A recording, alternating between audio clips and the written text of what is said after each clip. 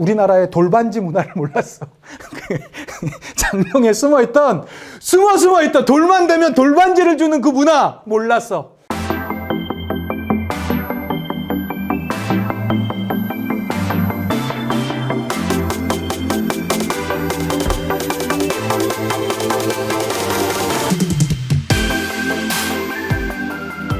안녕하세요. 반갑습니다. 여러분의 역사 완성자 이상입니다. 반갑습니다. 좋습니다, 여러분. 우리 지금 저와 함께 한국사 여행 같이 하고 계시고요. 우리가 물론 시험 대비용으로 듣기도 하지만 사실은 그냥 완쌤한테 옛날 이야기, 그냥 한국사 이야기 듣는다 생각하시면서 또 편안하게 들어오셔도 사실은 얼마든지 우리가 이제 제가 문제 맞추는 단계까지는 만들어 드리도록 할 테니까 그냥 편안하게 쭉 따라와 주시면 좋겠고요. 오늘 이 과정에서는 바로 이 국채보상 운동으로 대표되는, 특히 이 파트는요, 우리가 지금까지 배웠던 개항기, 그러니까 1876년 언저리부터 이제 본격적인 개화가 시작되었었던, 개항이 되었었던, 그리고 1910년까지의 경제 파트만 한번 싹 정리해서 한번 갈 거예요. 그 중에서도 가장 메인은 뭐니 해도 국채보상 운동이 아닐까 싶습니다. 제가 딱 고등학교 졸업할 때쯤이었거든요. 아마 우리가 그 과정을, IMF라는 과정을 잘 극복해 냈기 때문에 지금 와서는 이게 별게 아닌가 생각할지 모르겠지만, 제가 고등학교 졸업할 때쯤에 진짜 나라 망했다고 했었어요. 정말로 그 침울했던 그 분위기. 그렇지만 우리는 3년 반이라는 전 세계에서 가장 단기간에 IMF 구제금융을 극복해냈습니다. 그 원동력이 뭐였을까요? 바로 오늘 수업 안에 있거든요. 한번 잘 찾아보시면 좋겠습니다. 자, 오늘 파트가 어떻게 보면 좀 생소한 내용들도 좀 나올 거고요. 어떻게 보면 좀 어려울 수도 있는 내용들이 많지만 생각보다 시험 문제 정말 많이 나와요. 그것들 하나하나씩 제가 설명해 올리도록 하겠습니다. 자, 먼저 한번 가보도록 할게요. 자, 1876년. 근데 사실은 우리가 오늘 배울 내용은 한 번쯤은 다 들어봤을 만한 내용들이 계속 반복돼서 경제 파트만 쭉 정리해서 나오는 겁니다. 자, 강화도 조약 기억나시죠? 1876년 우리나라 최초의 근대적 조약이었습니다. 우리와 일본 사이에서 맺었던 것이고요.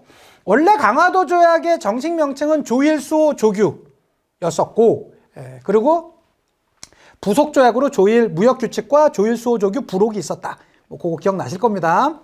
어쨌든 이 지금 명칭이 중요한 게 아니야. 중요한 건 이 조일수호 조규 부록에서 결정됐던 사항들이 있다고요. 그게 뭐? 그렇죠. 개항장 심리까지 일본 상인들이 들어올 수 있었다고요. 자, 그래서 나오게 되었던 걸 우리는 거류지 무역 형태라고 한다고 그랬었고요. 이러한 거류지 무역 형태는 어떻게 되는 거냐? 여기에 있는 조선의 농민들이 있습니다. 일본의 상인이 조선 농민에 있는 농지까지 다 못 가니까 요 중간에 연결해 줬던 이들이 있대요. 그들을 우린 누구라고 합니까? 조선 상인들이 되는 것이죠. 그래서 강화도 조약 이후 우리나라 상인들이요, 몰락했던 게 아니에요. 오히려 무역의 규모가 더 커졌기 때문에 더 성장하는 측면도 있었습니다. 어쨌든 일본 상인들은 우리나라의 면화를 갖고 왔고요. 조선 상인들은 일본 상인에게 우리의 쌀을 주는 그런 미면 교환 체제 내에서 이득을 엄청나게 얻어가는 그러한 체제였습니다. 어쨌든 간에, 그러니까 선생님 이것이 좀 누적된다라면 장기적으로 쌀이 부족해지는 현상이 나올 수 있지 않을까요? 맞아요. 그것도 다 맞는데 중요한 건 어쨌든 경제적 그 파트만 한번 보도록 하자고요. 미면 교환 체제, 이거 어려워 보이지만 별거 아니에요. 쌀과 면을 교환하는 체제 무역이 이루어졌었다고요. 자, 그러한 체제 내에서 1882년 기억나시죠? 맞습니다. 이모군란입니다. 이모군란 때 누구에 의해서 이모군란이 정리가 되죠? 그렇죠. 청. 세상에 공짜 없다고 그랬죠. 청나라가 우리의 내부적 반란이었었던 이모군란을 정리해주는 대가로 우리나라가 청나라에게 주었던 것이 있습니다. 청나라가 받아갔던 게 있어요. 이게 좀 용어가 어려운데 내용은 별게 아니다. 조선과 청의 상인들이 땅과 육지에서 무역에 관한 내용을 합의한 거예요. 이걸 이른바 조청 상민 수륙 무역 장정이라고 합니다. 근데 이게 기본적으로 이름이 너무 길잖아. 이것 때문에 좀 힘들어요. 그렇지만 어쨌든 이 조청 상민 수륙 무역 장정에 요거 모르시면 그냥 건너뛰어도 돼요. 이거 쓰라는 문제는 절대 안 나와. 중요한 건 이게 나온다고. 이 조청 상민 수륙 무역 장정으로 인해서 뭐가 깨지게 되었다? 거류지 무역이 깨지게 됐다고요. 거류지가 깨지게 됐어. 이것으로 인해서 청나라 상인들이 우리나라 내륙까지 들어오게 됐어요. 자, 그러니까 일본이 뭐야? 우리는 거류주인데 니네 가만히 있어? 우리한테 또 안 줘? 라고 해서 요것을 다시 요구해요. 조일 수호 조규 속약. 요란 명칭에 너무 집중하지 마세요. 핵심은 1876년부터 82년까지는 거류지가 지켜지고 있다가 이모군란이 청나라에서 정리가 되면서 결과적으로 거류지가 깨졌다고요. 청상인들이 우리나라 내륙에 들어올 수 있으니까 일본도 거의 그대로 요구를 하겠죠. 그래서 원래는 요 10리였었던 이 그 범위를요 50리로 늘리고요. 이것도 2년 뒤에 100리로 늘리는 바로 그 내용을 얻어가요. 결과적으로는 이 내용들은 거류지 무역이 깨졌다라는 게 요게 핵심이에요. 요 명칭에 너무 매몰되지 마시고 요거 봐주셔야 됩니다. 거류지 무역이 깨졌어요. 거류지 무역이 깨졌다라는 건 어떤 의미를 갖고 되냐? 조선 상인들의 몰락을 의미합니다. 우리나라의 상행위가 완전히 외국 상인들에 의해서 그냥 침탈당하게 되었었다고요. 자, 그럼 이거 가만히 있어야 되냐? 그렇지 않죠. 이땐 또 상권 수호 운동이 벌어졌습니다. 우리의 상권을 지키자라는 것이죠. 그래서 객주 등등은 상회사 같은 약간 근대식 회사 같은 거, 이 대동상회 같은 회사 만들어서 좀 저항을 했어요. 시전 상인들은요, 황국중앙총상회, 요거 가끔 연도로 나옵니다. 1898년입니다. 그래서 여러분 요 황이 들어가는 거 있죠. 다 1898년이에요. 다는 아니고 웬만한 거. 여러분 아시는 거 황 들어가는 거 말씀해 보세요. 한국신문 맞습니다. 1898년. 황국중앙총상회, 한국협회 다 1898년이에요. 요거 하나 팁 하나 봐주셨으면 좋겠고요. 자, 그 다음에 경강상인. 경강상인 봐주셔야 됩니다. 경강상인은요 증기선, 약간 현대식 이 증기선 등을 구입하면서 나름 저항하는 그러한 모습들을 보이나 사실은 상권이 외국에 넘어가는 데는 완벽하게 막아내지는 못하는 그런 움직임이 있었습니다. 자, 또 하나 여기서 또 중요한 포인트. 1883년이 되면 일본이 우리와의 무역을 조금 바꾸기 위해서 조일 통상장정이라는 걸 요구하는데요. 요거 자체로도 시험 문제에 나옵니다. 봐주셔야 돼요.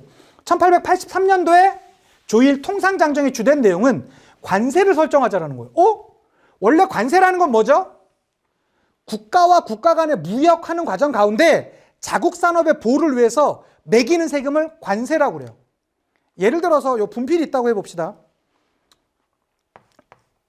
이 A국의 분필이 100원이었어요. 근데 B는 훨씬 더 노동력을 저렴하게 쓸 수 있는 거예요.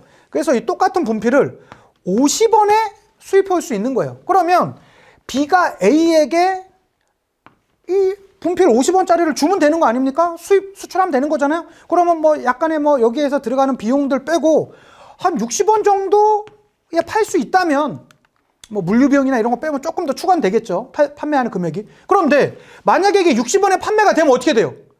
우리나라 요 A국의 분필 상인들은 다 망하겠지. 그래갖고 어떻게? 요 60원 정도의 금액에다가 이 A국에서 자국 산업의 분필업자들의 보호를 위해서 조금 더 세금을 매기는 거야. 한 30원 정도 세금을 매겨봐요. 그러면 여기 한 90원 언저리 정도 되잖아요. 그러면 이 정도 되면 뭐 가격 차이가 그렇게 크지 않으니까 어느 정도 이제 경쟁력을 갖출 수 있는 것이죠. 자국 산업을 어느 정도 보호해줄 수 있는 거죠. 아니면 뭐 40원으로 만들어도 되는 거고. 그렇죠? 중요한 건 이렇게 매기는 것은 A국의 자주권이야. 경제적 자주권. 우린 이것을 관세라고 해요. 그런데 우리나라가 그 강화도 조약 맺으면서 이 관세의 자주권을 좀 침탈당한 느낌이 있었거든요. 근데 이때 관세가 설정되는 거예요. 관세의 자주권이 좀 회복되는 그런 느낌이 있었고요. 자, 또 하나 방공령을 규정했습니다. 방공령이 뭐냐면 이 당시에 일본 상인들이 우리나라의 곡물, 특히 뭐 쌀이라든가 보리라든가 밀이라든가 이런 것을 너무나 많이 가져가다 보니까 지역 단위에서 예를 들어 뭐 강원도라든가 황해도라든가 충청도라든가 평안도라든가 막 이러한 지역 단위에서 더 이상 우리 이 도에서는 쌀 빠져나가는 걸 막겠습니다 라고 하는 거. 곡식이 빠져나가는 것을 막을 수 있는, 곡식의 유출을 방지할 수 있는 명령을 바로 이게 정하는 것을 방공령이라고 하는 것이죠. 이 방공령이 지역 단위에서 할 수 있는 거예요. 도 단위에서 결정할 수 있었어요. 이게 바로 방공령 규정이 있는 것이죠. 이건 우리의 산업을 보호할 수 있는 측면이 있었고요. 그런데 이때 이것만 보면 뭔가 좀 괜찮은 것 같은데요. 일본이 요거를 요구해요. 최애국 대우. 사실은 오늘 요 파트엔 쓰지 않았지만 1882년도에 뭐가 있었죠? 조미 수호 통상 조약으로 우리나라가 미국의 최초의 최애국 대우를 인정해 주잖아요. 일본이 그걸 딱 소문을 듣더니 우리가 미국한테 들어줬던 것인데 우리가 강화도 조약에서는 이것까지는 주장을 못했는데 미국한테 인정해줬네? 그럼 우리한테도 인정해줘야지 하고 이걸 주장하는 거예요. 대표적인 불평등 조약. 이게 뭐죠? 언제나 최고의 혜택을 받는 국가로서 대우해주기를 약속한 것이. 이거 대표적인 불평등 조약입니다. 자, 이러한 내용들 같이 봐주셨으면 좋겠습니다. 1883년에 있었던 조일 통상장정이었습니다. 자, 이러한 관세 설정, 방공령 규정, 최애국 대우가 바로 이 조일 통상장정 중에 있었고요. 자, 중요한 건 1889년과 90년에 방공령을 실제로 내려요. 지역 단위에서.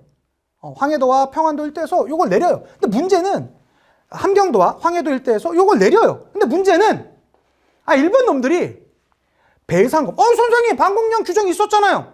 이게 왜 그러냐면 한 달 전에 이 산업의 보호를 위해서 한 달 전에 통보해야 된다는 규정이 있었거든요. 근데 문제는 이것이 일부러 일본 애들이 이걸 접수를 안 해요. 그래서 너네 이거 한 달 전에 통보하기로 했는데 이거 한 달 안 돼서 니네 이거 금지시키면 우리 상인들이 피해봤다. 너네 돈 물어내. 라고 해서 배상금을 또 지불하겠던 거예요. 이때부터 거의 약간 일본의 농간이 심했었던 그 과정이 있었죠. 자, 또 하나. 요 중요한 움직임이 그게 있어요. 특히 그 사학자 중에서 그런 분들이 계시거든요. 경제사학자.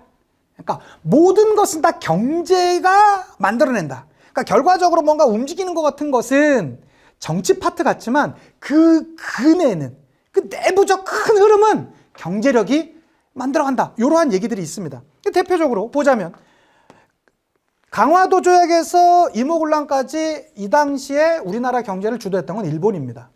맞아요. 무역을 거의 대부분 다 우리의 대외 무역을 일본이 가져갔었죠. 그런데 요때 82년에 이모군란, 84년에 갑친정변을 누구에 의해서 정리하면서 청이 진압을 하면서 요때 청과 일본이 대결하는 구도가 나오게 돼요. 그러니까 일본이 한 8, 90 됐고요. 청나라가 한 10, 20 됐어요. 이게 쓱 이렇게 치고 올라와요. 그러다가 이게 딱 크로스되는 타이밍. 이게 딱 청나라가 우리와의 무역이 일본보다 청의 무역이 좀 많아지려는 요 타이밍에 터졌던 게 청일전쟁이에요. 이거 보면 사실은 그 경제사학자들의 그런 주장이 저는 얼추 맞는 것 같아요. 실제로 그 경제적인 바탕 하에서 많은 역사적인 변천이 있었거든요. 사실 이런 그 경제력이 결과적으로는 역사를 만들어낸다라고 대표적으로 주장했던 인물이 또 마르크스 같은 사람이기도 하고요. 어쨌든 간에 요 표를 보면 그러한 주장이 조금 더 신빙성이 있어요. 보세요. 1885년도 여기 이 노란색으로 나오게 있는 게 우리나라의 대외 무역 중에 청나라가 차지하는 비율이었습니다. 요 위에 있던 게 일본의 비율이었어요. 청나라가 시간이 지날수록 쭉 회복해요. 1892년. 여기 다음에 더 올라갔을 거거든요. 이게 완전 크로스되는 타이밍이죠. 이때 터졌던 게 뭐라고? 청일전쟁. 이 청일전쟁에서 누가 이깁니까? 일본이 이기죠. 청일전쟁에서 일본이 이기잖아요. 자, 그리고 나서 우리나라에서 뭐 있었죠? 시모노 세키조야, 그 다음에 삼국 간섭으로 친러화되자 을미사변이 일어나고요. 자, 그것으로 인해서 고종이 자신의 처소를 러시아 공사관으로 옮겼던 사건. 우린 이것을 아관파천이라고 하고요. 1896년부터 1897년까지는 아관파천 시기, 즉 아관파천기라고 합니다. 이 기간 보자면, 자, 이 기간으로 인해서 요 1895년에는 우리의 국모가 시해당하셨고요. 우리의 국부, 아버지께서는 지금 집에 안 계신 상황 아닙니까? 당연히 열강의 이권 침탈이 가장 극심했던 바로 그런 상황에 놓이게 되었겠죠. 그래서 이들이 많은 걸 얻어갑니다. 산림체벌권, 러시아, 특히 러시아는 울릉도 지역이라든가 여러 압록강, 두만강 일대 산림체벌권을 너무나 많이 요구를 했었어요. 광산채굴권, 대표적으로 미국이 운산광산이라고 그래서 우리가 당시에 예전 이 개화기 때 금을 뭐라고 그랬냐면 노다지라고 그랬어요. 왜 노다지라고 그랬냐? 여러 설이 있긴 하지만 이 설이 가장 유력합니다. 여기 미국인들이 딱 우리나라 사람들을 고용했을 거 아닙니까? 그러다 이제 금이 딱 발견이 돼. 그러면 No touch! 이랬던 게 뭐요?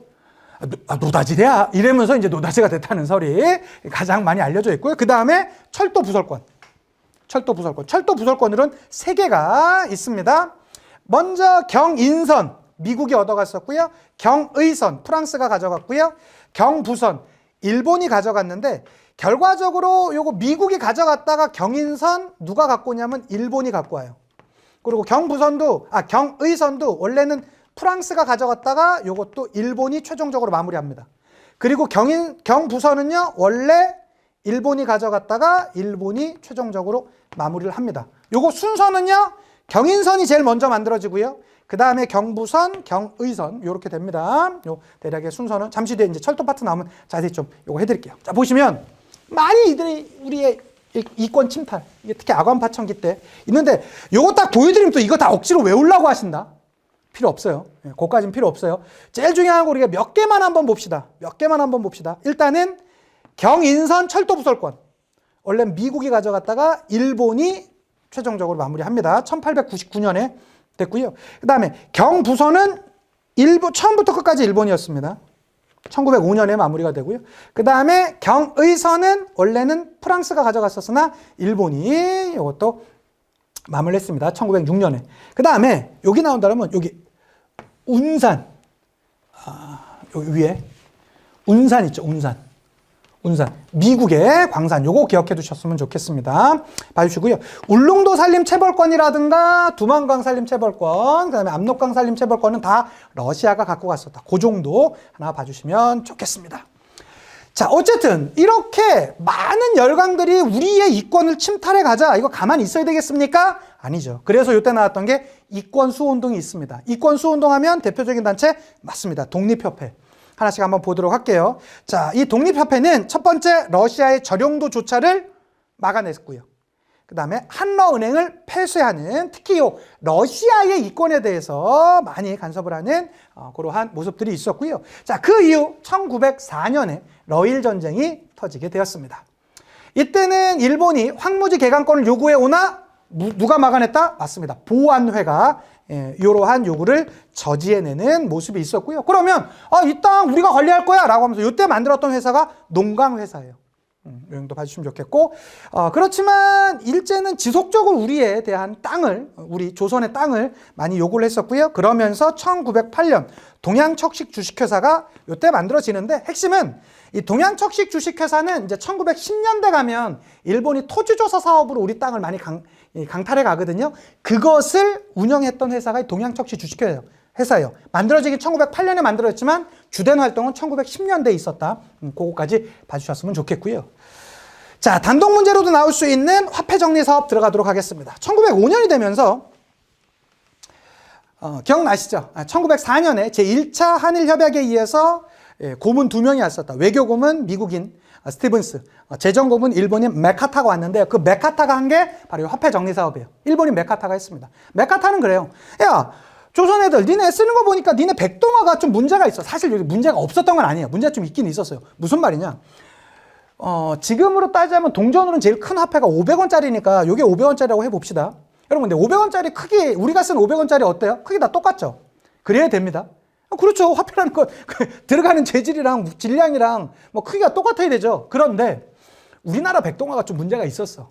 이게 좀 요 당시 화폐가 어떤 건 이렇게 만들어졌었는데 어떤 건 좀 작게 만들어졌고 어떤 건 이런 것도 있었어요. 그러니까 이거를 갑을병으로 놓은 거예요. 갑을병. 물론 어느 정도 요소를 우리가 좀 당시에 이러한 문제가 있었던 건 사실입니다. 그래서 일본이 딱 핑계를 잡은 거야. 니네 백동화 이렇게 생긴 것도 좀 그렇고 좀 그래, 크기도 좀 다른 것 같고, 그래서 일본의 제1은행권으로 교환해 줄게 라고 하는 거예요. 겉으로 보면 뭐 그런 것 같아요. 근데 문제는 이렇게 갑을병이 있는데 요걸 갑을병으로 나누고 3개로 나누고 똑같이 만약에 500원을 갖고 오면 500원을 돌려줘야 될 거 아닙니까? 근데 여기 괜찮은 갑 같은 경우는요 다 돌려줘요. 오케이, 다 돌려줄게. 근데 이게 을 되잖아요? 한 절반밖에 안 돌려줘요. 한 2분의 1 언저리 정도 주고요. 이 병을 갖고 오잖아요? 이건 아예 돌려주지도 않고 그냥 아예 그 자리에서 압수해버려요. 뭐야? 그러면 일본 애들은 우리나라 돈을 없애면서 일본 제1은행권으로 교환하면서 우리의 화폐가 줄어들게 되죠. 화폐 유통량이 줄어들게 되면서 디플레이션, 물가 하락 현상이 나타나요. 이렇게 된다고. 갑은 다 바꿔주지만 을이나 병도 꽤 많았는데 을 같은 경우는 한 2분의 1 정도밖에 안 돌려주고요. 그리고 병은 아예 아무런 교환을 해주지도 않아요. 이것으로 인해서 유통량은 줄어들고요. 물가 하락 현상. 선생님, 물가 상승이 나쁜 거니까 물가 하락은 괜찮은 거 아니에요? 아니에요. 사실은 경제적으로만 놓고 보자면 적당한 경제 성장률 정도가 되는 물가 상승은 참 경제적으로 건강한 거예요. 근데 이 갑작스럽게 물가 하락이 오게 되면서 오히려 우리의 경제력이 일본에 완전히 예속돼 버려요. 특히 조선 상민, 그다음에 조선의 농민, 조선은행, 우리의 금융권 이런 것들이 완전히 일본 경제에 예속되는 이런 최악의 상태에 놓이게 되었습니다. 자, 그러한 상태에서 1907년 국채보상운동. 너무나 중요하죠. 국채보상운동은요, 우리가 당시에 여러 개화 정책을 추진하는 과정 가운데서 일본에 차관을 좀 빌리게 되었습니다. 얼마 정도냐고요? 1,300만 원. 별거 아니네. 완섬 다니는 동아고등학교 몇 명이야? 1,300명 되죠? 우리 같이 성금 내서 선생님들랑 학생들 같이 한 10,000원씩만 내면 이거 다 할 수 있겠네요. 그렇죠? 지금 돈으로 환산해 드릴게요. 한 550조 정도 되거든요. 갚아보세요. 550조. 당시 우리나라 1년 정부 예산이었어요. 우리나라가 한 10년 전만 하더라도 한 300조 이렇게 얘기했었는데 지금은 500조가 훌쩍 넘어가더라고요. 추경까지 하면 근 600조 가까이 될걸요? 갚아보세요. 우리 엄도 안 나죠? 저도 안 났을 것 같아요. 600조? 여러분, 이거 상상이나 할 수 있겠습니까? 그런데 우리의 멋진 선배들, 우리의 선조들은 뭐 했냐고요? 야, 나라 망한다는데 못할 게 뭐야? 해봐! 할 수 있는 거 한번 해봐! 남자들, 담배 피지? 담배 끊어. 술? 너네 금주해. 여성들, 가락지. 비녀? 뽑아. 한번 해보자! 라고 해요. 전, 요 파트를 보면 저는 이게 마음이 좀 뭉클해지는 무언가가 있습니다. 왜 그러냐고요? 이거 보면 제가 강의 시작할 때 말씀드렸지만 제가 딱 고등학교 졸업할 때쯤에 IMF라고 그랬었잖아요. 진짜 국가 망했다고 그랬어요. 저도 진짜 그런 줄 알았었어요. 그런데 제가 그때 서울역에 있는 대일학원에서 1,500원짜리 짬뽕을 먹으며 재수로 생활할 때였는데요. 밥을 먹고 있는데 저 앞에서 이 운동이 벌어지고 있는 거예요. 금모으기. 다 기억하실지 모르겠습니다. 당시에 이제 배구의 최고의 스타 김세진 씨 나와 있고요. 여기 신진식 씨, 농구 최고 스타 정은순 씨, 문경은 씨 이렇게 나와 있는데 모르시면 이게 아시는 분들은 다 한 제 연배 정도 됐을 거고요. 당시에 우리나라 최고 운동 스포츠 스타들이었습니다. 그들이 자신이 있던 집을 다 갖고 낸 거예요. 실제로 이 금목 왜 그러냐면 실제로 우리나라 당시에 달러가요. $1 환율이 요 IMF 직전에 한 800원 정도 했어요. 그러니까 800원과 1달러가 교환이 되는 체제였었는데요. 이때 IMF 때 우리나라가 망한 거잖아요. 우리나라의 교환 가치를 인정해주지 않는 거잖아요. 얼마까지 올라가요? 2,400원, 2,500원까지 올라가요. 쭉 올라가요. 즉 우리나라 화폐 가격이 떨어진 거야. 아무도 우리나라 화폐를 인정해주지 않아요. 니네 부도났다며? 니네 돈을 우리가 어떻게 받아? 이런 분위기였어요. 그래서 우리가 고민 끝에 그러면 전 세계적으로 통용될 수 있는 거, 인정받을 수 있는 거 뭐 있냐? 금 모으기 하자. 실제로 금 모으기가 우리나라가 처음 했던 게 아니래요. 다른 나라도 있었어요. 그래서 우리나라가 금 모으기 한다고 했을 때 외신들이요 깔깔깔 웃었대요. 야, 그거 안 돼. 일단 다른 나라에서도 몇 번 했었는데 다 실패했고 무엇보다 니네 같은 나라에 금 얼마나 있겠어. 무엇보다. 그리고 요거 안 갖다 내고 조금만 있으면 금값도 올라갈 텐데 그걸 누가 갖다 내? 에이, 저 바보 같은 운동을 하고 있어. 라고 보는 게 일반적인 그 시각이었대요. 그런데 일단은 그들이 몰랐던 게 우리나라의 돌반지 문화를 몰랐어. 장롱에 숨어있던 돌만 되면 돌반지를 주는 그 문화 몰랐어. 그들은 몰랐어. 그리고 또 하나 우리의 멋진 선조들. 즉 이 운동에서 국채보상운동에서 지금의 500조 600조 되는 돈을 갚아보자. 물론 제가 말씀드렸지만 국채보상운동은 실패해요. 일제의 간섭과 교모한 술책에 따라서 실패해요. 그러나 90년 전에 우리 선조들이 그대로 보여줬어요. 야, 적어도 나라 망할 것 같으면 뭐라도 해. 라는 그 DNA. 이게 저는 역사성이라고 봐요. 그래서 정확히 90년 뒤, 여기서 90년 더하면 되죠. 1997년 말에 우리나라가 망했다라고 했을 때 그 급속도로 78년도에 그렇게 잘 나가던 60년대, 70년대, 80년대 그렇게 고속성장하던 대한민국이 이젠 끝이라고 했을 때 우리 선조들, 저보다 좀 앞세대겠죠. 지금의 5, 60대, 60, 70대 그 선배들이 야, 나라 망한다는데 있는 거 한번 해보자. 금을 다 갖고 왔어요. 그들에겐 경제적 논리나 이런 게 필요 없었어요. 왜 그러냐면 솔직히 조금만 얄팍하게 생각하면 안 갖다 내는 게 나아. 지금 금값 생각해봐요. 지금 한 돈에 한 30만 원 가까이 나가잖아요. 그 당시엔 4만 원, 4만 5천 원 해줬거든요. 그러나 우린 그런 거 따지지 않았어요. 나라 망한다는데 뭘. 그래서 우리는 전 세계에서 가장 빨리 극복할 수 있어요. 이게 사실은 금 자체보다 외국에선 우리 이거 내겠다고 줄을 막 1시간, 2시간씩 서갖고 실제로 이걸 내면 그 은행에서 돈을 이렇게 보내주고 이러한 형태였었거든요.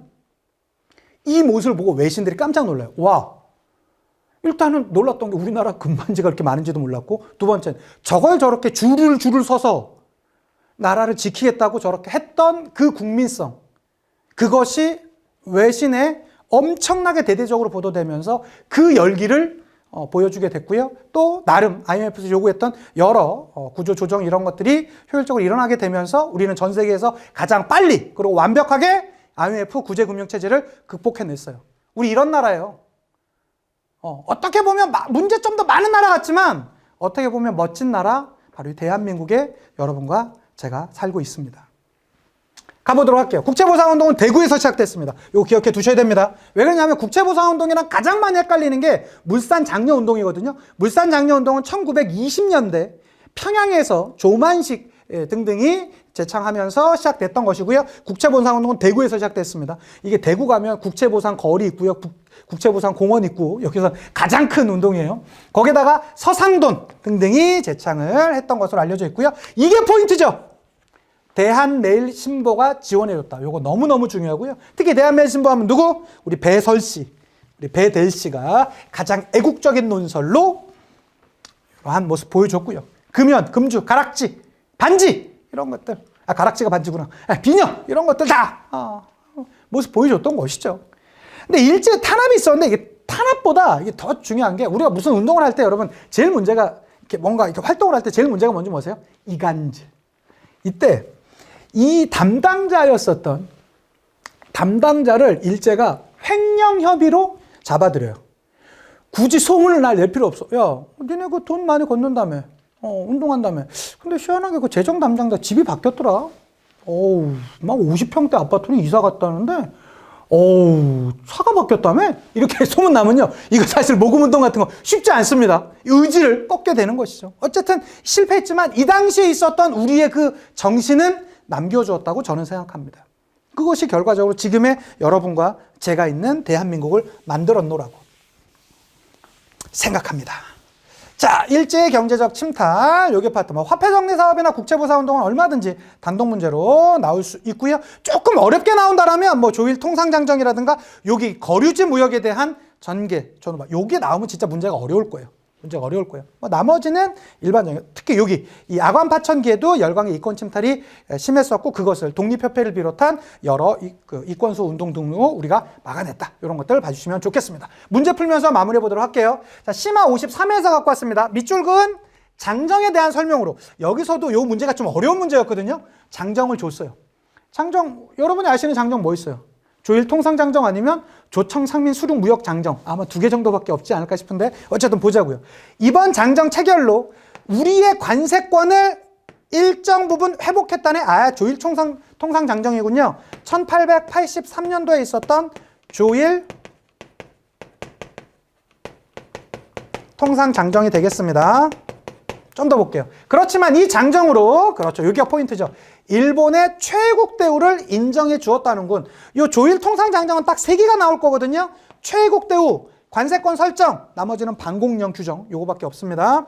자, 갑신정변의 영향으로 체결되었다. 아니죠. 갑신정변은 1884년이고요. 갑이 4라고 했었잖아요. 끝에 연도가. 요거는 83년이니까 영향을 있을래야 있을 수 없었겠죠. 요게 먼저 있었으니까요.